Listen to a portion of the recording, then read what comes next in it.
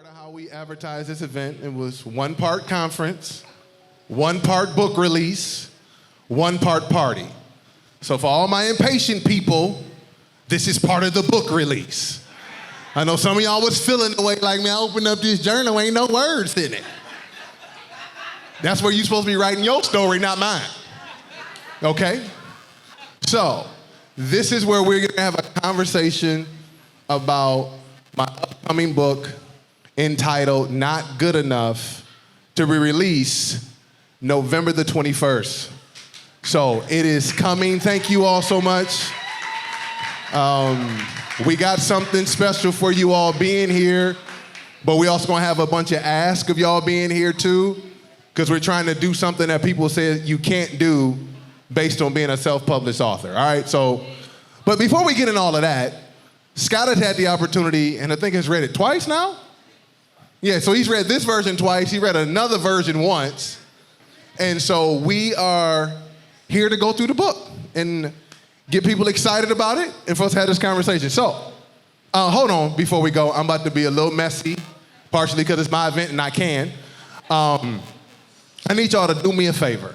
It's actually gonna bother him, I'm getting ready to do this, but we're gonna do it anyway.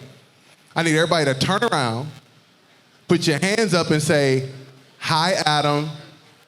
Just turn around.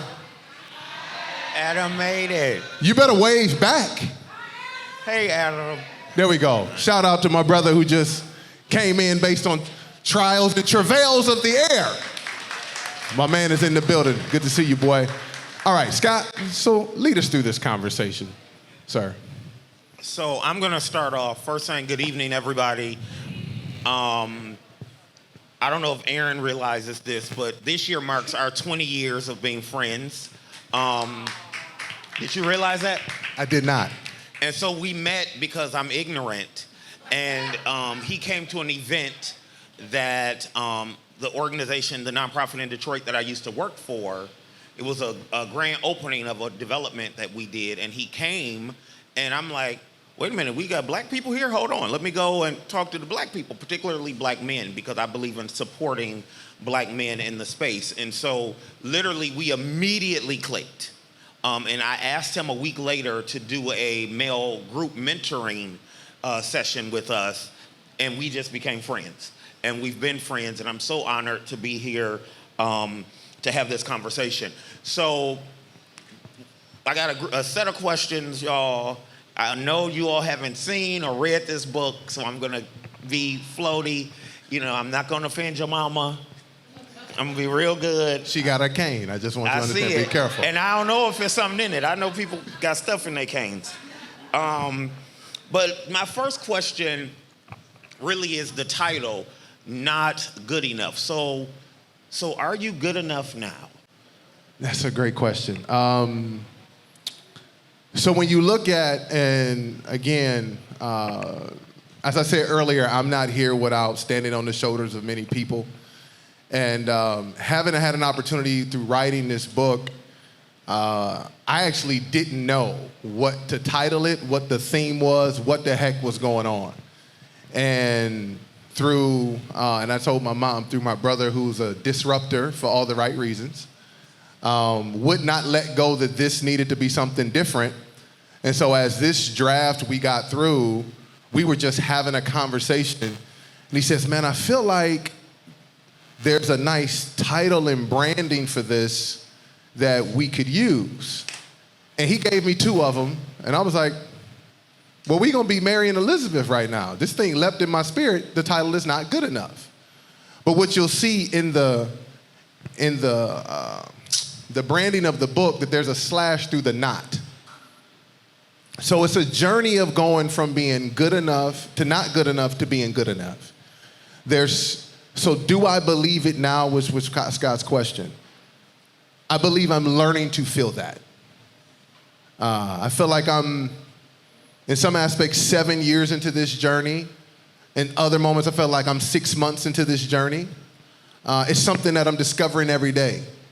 Of being able to rid yourself of the things that you thought were most important, as Whitney talked about, and really being able to anchor and focus on what was important the whole time. So this is a journey in the way that this book ends. that I would tell y'all, if y'all don't like to read conclusions, you'll miss it.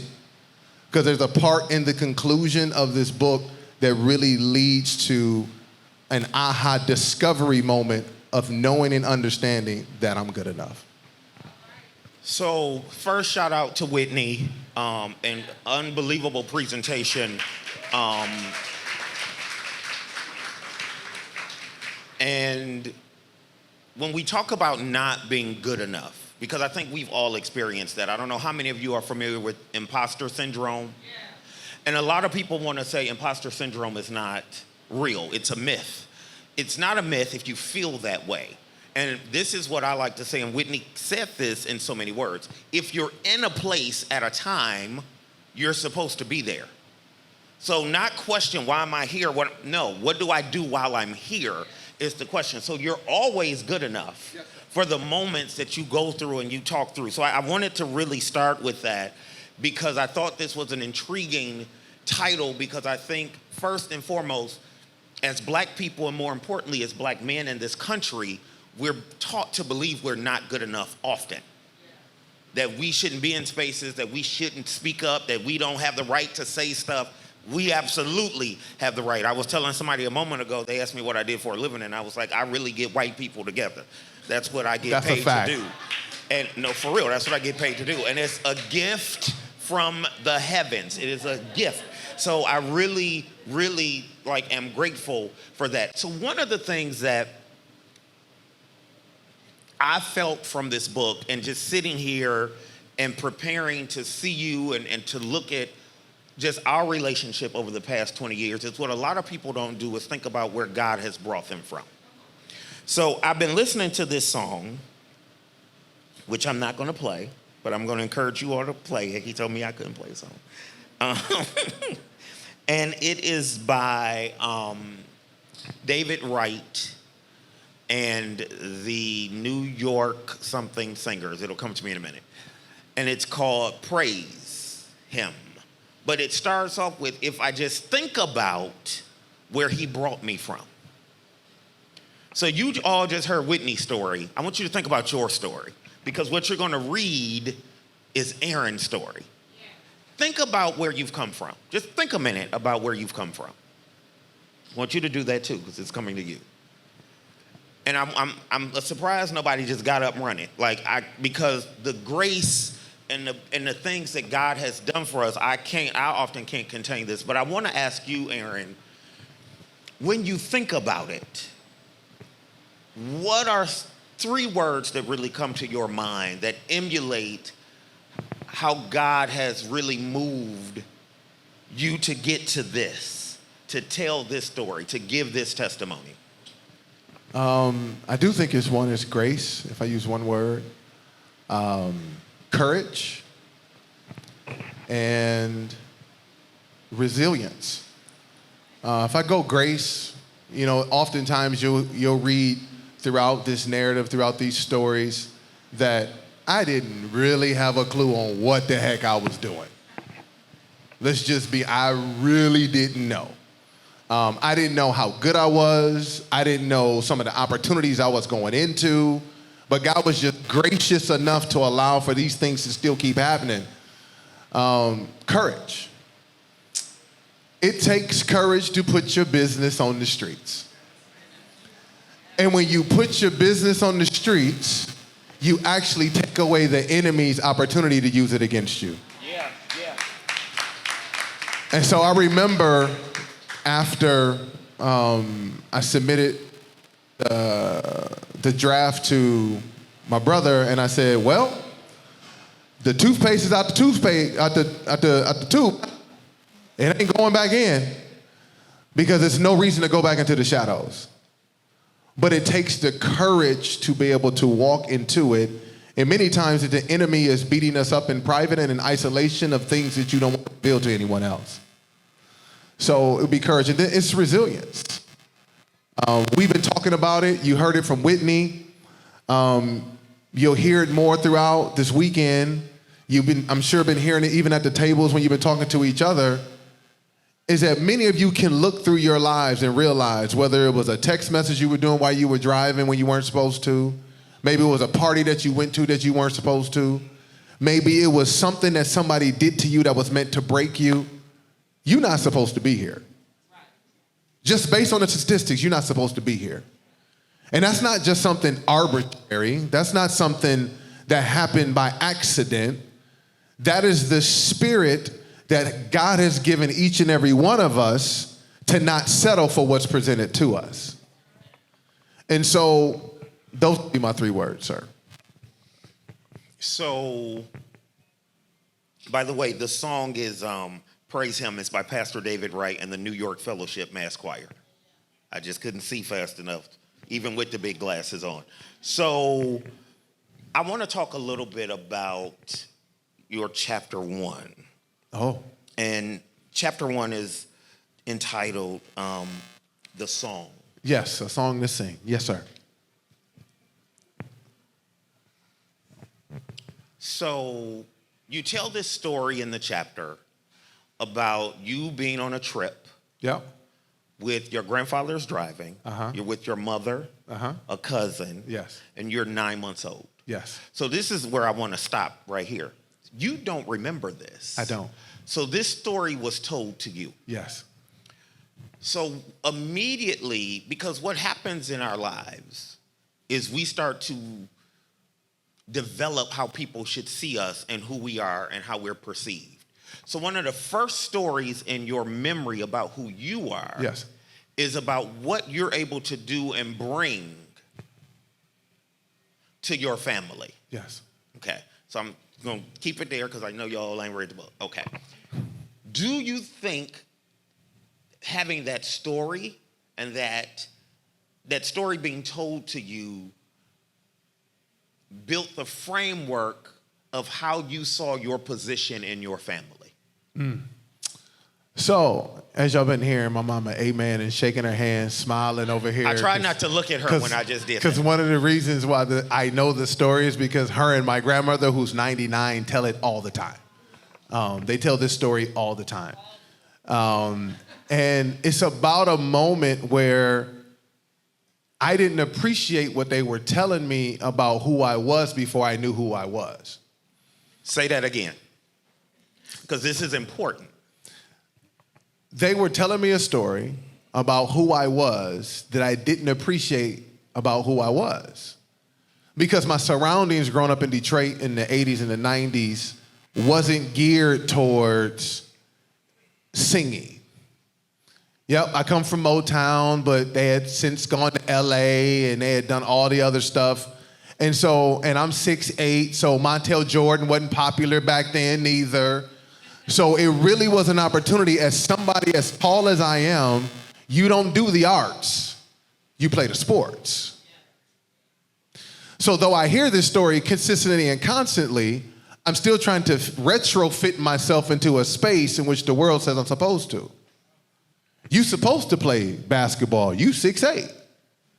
That boy need to be on the basketball court. So me and my rebellion and resilience to what everybody else said was, well, I'm just gonna go play baseball.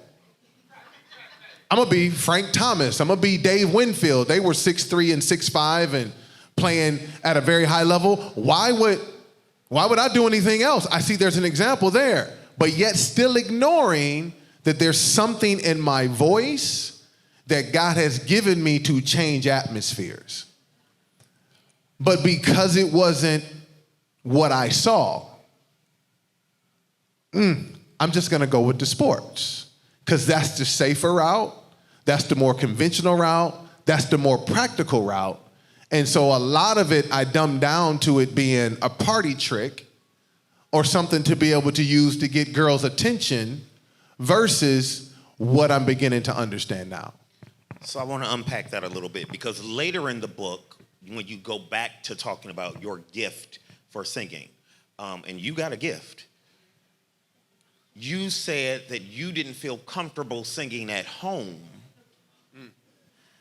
And I think this is interesting because from a baby, you were recognized to have this gift, but you didn't want to display this gift at home, despite this is where you learned about this gift. So talk a little bit about that revelation, because that's a big revelation. So I got to figure out how to tell it without giving what really flipped it, because something really flipped it, and y'all have to read it to get what flipped it. But there was a moment where... I'm sorry, that's my phone. I was like, where's that music coming from? Nobody was reacting. I said, I'm going crazy. I'm having a stroke. Okay. And I thought I left my phone back there. I'm sorry, everybody. The song that the praise song just started playing. Gotta watch Siri. You gotta watch it. Hey. I'm sorry. Go ahead. No, it's okay. I was So, like this. Where's the song? So there's a moment that I tell about in the book about an encounter I had in a church in which it actually terrified me. And I knew it was God speaking. I was 18. I wasn't even 19 years old yet. And this woman said something to me in such a way. And what she says, God told me not to ask you what it is, but you would know exactly what I'm talking about. And from that moment, I knew you've been hiding. But I'm playing college sports. I'm on national TV. At this time, I had been on ESPN because we had a blooper in the school I was at because we had 6 people on the basketball court and got a technical. Like, we were on TV for all the wrong reasons, but I'm hiding? Really? At this point, I had already been in a nationally televised commercial, but I'm hiding.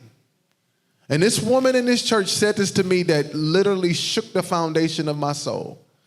I don't even know if she's still alive. But because of the words she said to me that day, I knew I needed to change my life. And so then after that moment, talking to her, I then was forced to make an adjustment in my college career. I was forced to go and play at another university. Those who know me know I played at 2. You'll hear how that happened in the book, which is very interesting. But the coaches that got me at the new school thought that they were getting me because of their basketball program. They actually got me because I was answering the word of God. But I still had the freedom 3.5 hours away in Northwest Indiana. I wasn't back home in Detroit, that we're getting recognized and everything else, not even just basketball now. Now it's through music. And all of a sudden, I'm nervous to go back home to actually participate in my church's music ministry, because I didn't feel like I was good enough. Now, one thing you got to understand about Detroit, we can be a little arrogant about this, so y'all just stay with us, all right? We'll give y'all Motown, fine. We ain't going to touch that. But when it comes to gospel music, I need you to tell me what other place that's going to say, we got that. We love James Setter, but she had too much of the punch in the back. We got the Winans. We got the Clark sisters. We didn't go commission and get the other folks. We got Thomas Whitfield. I mean, you want to talk about people who have influenced the gospel music industry to this day and R&B? Detroit, we can't do that, right? I'm looking for a miracle. Listen. Come on. I expect the impossible. Okay, all right, let us pull it back together. But I say all that, that's the history you stand on that you appreciate. And the scary part was to say, am I now worthy to be a part of that legacy and history? And in my church, there were some of the baddest folks to ever touch a microphone. And I'm going, well, I'm cool over here in Indiana, but I don't know about doing this in Detroit. And it took me about a year before it was even visible to people around me back home that I was doing what I was doing. So it was the comparison of too many other people's gifts that I was missing the shine of my own. And there's a lot of us that do that. Man, I love Scott. I love Kiara. I love Nicole. Man, they do this so good. And you're so appreciative of what they do, you actually don't recognize what you do. And you hide behind the fact that you're grateful to be surrounded by amazing people, but you miss the fact that they're grateful to be surrounded by you. And that's what was keeping me from still, even in God's revelation, still having the evidence of things being what they were, to still walk out and feel as if I was good enough. Did y'all hear that? Because we often don't look at ourselves as, you're like, I want to be around them. There are people who want to be around you. And we don't look at things like that. I want to go back to something else you said. Yes, sir. Stand up a moment, please. 6'8". How do you think you were going to hide? Don't sit back down. Okay. Tell me how you thought that was going to happen. So it is one of the most delusional things I've ever had in my life. Delusional. If we're going to be honest, delusion is powerful. Because it made me actually think that in all of my logic and efforts that it was possible. Now, one of the things that my mother taught me very early, it's probably why I've never, but it's God's grace. But then number two, it was her advice. She said, be careful of who you hang around, because when the nonsense jumps off, they'll remember you and nobody else. So I knew from a deterrent perspective, because I didn't want to go to jail, that I couldn't hide. But when you look at going into school, and I talk about it in the book, I'm the tallest person in the building, teachers included. From what age? Because in the book, you kind of say like middle school, but then it's kind of like elementary school, like you tall as the teachers. So no, seriously, this impacts you as a person. So probably since the 7th grade? Yeah. 6th or 7th grade, I probably was the tallest person in the building. And so physically, I know I cannot hide, but the only thing you want to do as an adolescent is to fit in. Kids are cruel. Listen, I talk about it in the book. My clothes were functional. I appreciate y'all giving me highlights on my outfit tonight. Thank you so much. But back then, my clothes were functional. Is he clothed? And middle school kids are brutal. It's like, your stuff not in style. We don't care that you dress. You could have left home naked and it would have been better. That's how bad they were. So when you having all of these other things that are working in your mind against you, you just want to find a way to just kind of go with the crowd. Just kind of be in the middle of it. And I made some bad decisions trying to fit in, but who hasn't? Exactly, we all have made very bad decisions, especially in middle school, trying to fit in. So you talked a little bit about just now your college move, and you're on a team, you're an athlete. And in the book, you talk about you shifted. So initially, it was all about you, and you identified the strategies and the tactics that you were utilizing to be manipulation. And at a point, you were like, it's not about the attention I get, it's about what I do for the team. What happened to get you to see that, and how has that impacted you since then? Man, it's an awesome question. That's what I'm here for. Yes, that's why we flew you in, Scott. And I want to just say, we ain't talked about none of these questions. None of them. Okay. None of them. So the story he's talking about, to not give it all the way away, there was a part of my career where I've had an opportunity to play in the NCAA tournament 4 times. I had an opportunity to be able to play in the Sweet 16. And I talk about that Sweet 16 season for a school, Valparaiso University. It was only at 1,400 students, including the law school that currently no longer exists. Yes, very small private Lutheran school. And we caused some noise in 1998 going to the NCAA tournament. But at the beginning of that season, it almost didn't happen because everybody was out for self. Everybody was thinking they had to make their own piece. If it wasn't about me, mine, and ours, we weren't going to do it. And in that moment, I realized some of the things that I had learned at home with my folks, with my brother and sister, is that we work very well in a unit. And I said, how can I be better just being a star in my role?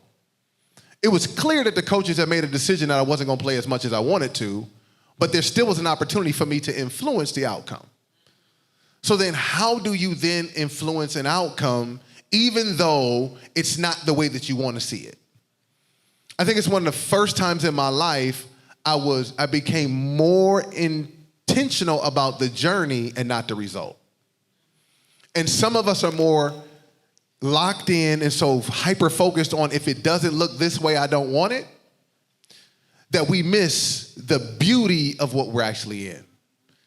And so that year, I shifted and said, since Scott said it, Whitney said it, since God has me here, then what purpose can I play for what's before us?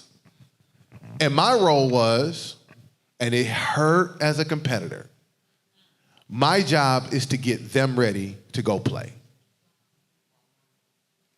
Yep, all the basketball players, all the competitiveness coming out of Detroit, you supposed to play, you supposed to do this. I saw it as a shift and not as a sacrifice of my ego, but it was a shift of being able to fulfill my purpose in that season.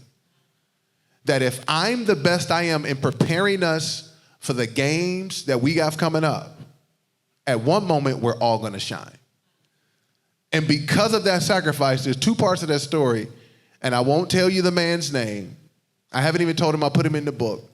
But he said something to me that allowed for me to understand that God always saw my sacrifice, even though I didn't think people paid attention. And then there's a moment that I'm on stage with that same group, and I'm the one speaking, though the stars are present. So I want to encourage you all that there are many moments in which you think the lesser role, so to speak, that you're playing isn't relevant because it doesn't look like everybody else's. But if we trust Galatians 6, where it says, whatsoever man soweth, that shall he also reap. If you sow into the Spirit, you'll reap of the Spirit. Be not weary in well-doing, for if you faint not, you'll what? Reap the harvest.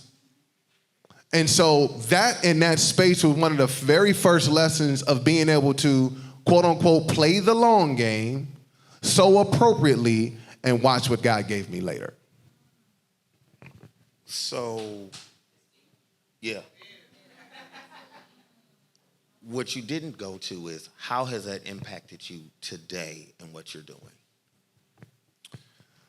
Man, that's a big lesson. It is. In your late teens, early 20s. That's a big lesson. So how have you carried that lesson? And so this is something I learned years ago. I was watching a TV program probably 27 years ago because the person who was on there, we're the same age. So she made revelations about her life in her 20s, and the interviewer said to her, I'm not going to name names, if you know this now, it's a reason you know this. It's a power you have. It's a gift that you have to give to people. If you learn this, because most people don't learn that at 60.